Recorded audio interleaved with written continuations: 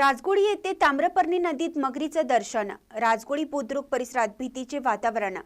राजगुडी बुद्रुक येथे ताम्रपर्णी नदी शुक्रवारी सकाळी 8 वाजता जनावरे धुणाऱ्या व नदी काठावर धुणे धुणाऱ्या महिलांना मगरीचं दर्शन झाल्याने राजगुडी बुद्रुक गावात व परिसरात भीतीचं वातावरण निर्माण झाले।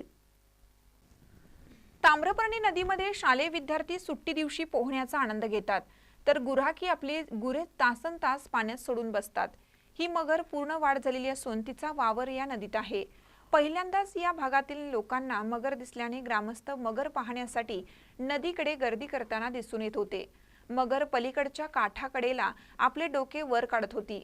माणसांच्या ओरडण्यामुळे ती पुन्हा नदीत जात होती, तरी लहान मुलांनी नदीकाठेला पोहण्यासाठी जाणे टाळावे।